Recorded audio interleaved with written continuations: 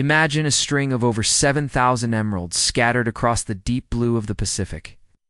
This is the Philippines, a nation that's almost impossible to define in a single breath. It's a land of staggering contrasts, where gleaming skyscrapers cast long shadows over timeless rice-terraced villages. It's an archipelago woven from threads of ancient kingdoms and colonial empires, with a culture that pulses with an unbreakable spirit of joy and resilience. The Philippines sings a complex song, a melody of profound hardship and breathtaking beauty, often in the same verse. The story of the Philippines is written by its geography. With more than 7,600 islands, the sea isn't just a boundary. It's the lifeblood connecting and separating its people across Luzon, Visayas, and Mindanao. This fragmented landscape has nurtured an incredible diversity, with over 170 languages spoken. While Filipino and English are the official languages, this rich linguistic tapestry is a source of immense cultural pride, even as it has historically challenged national unity. The land itself is a dramatic character. You have the perfect cone-shaped majesty of Mayon volcano, a sight that both inspires and intimidates. Then there are the 2,000-year-old Banu rice terraces. Carved into the mountains by hand, testament to human ingenuity, often called the eighth wonder of the world.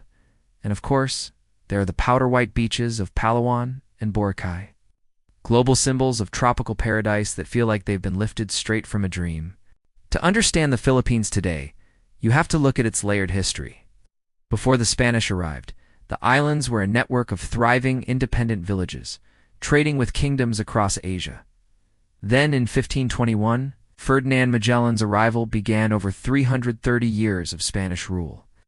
This era left a permanent mark, most visibly in the nation's faith. The Philippines is the only predominantly Christian nation in Asia, and Catholicism infuses every aspect of life. From grand town fiestas honoring patron saints to the deep, quiet faith that sustains communities through the toughest times, you can still feel this history in the cobblestone streets of Intramuros, the old walled city of Manila. The 20th century brought a new colonial power. After the Spanish-American War, the Philippines became a territory of the United States. American influence reshaped the country's government, education system, and pop culture. The widespread use of English opened the Philippines to the global economy and gave rise to a massive overseas workforce. Today, millions of overseas Filipino workers, or OFWs, are hailed as modern-day heroes. Their remittances are a critical pillar of the national economy. This global diaspora has spread Filipino culture far and wide, but it also highlights a central paradox: a people deeply in love with their homeland, yet often forced to leave it to build a better future.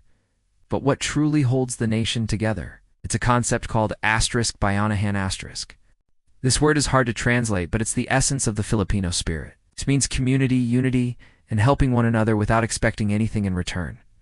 The classic image is a whole village literally carrying a house on their shoulders to move it to a new location. This is the force that mobilizes after the countless typhoons that batter the islands each year. It's the solidarity shown in the face of volcanic eruptions. It's the unwavering optimism that defines the national character. And nowhere is this optimism more alive than in the Filipino love for music and celebration. Karaoke isn't just a hobby, it's a national pastime.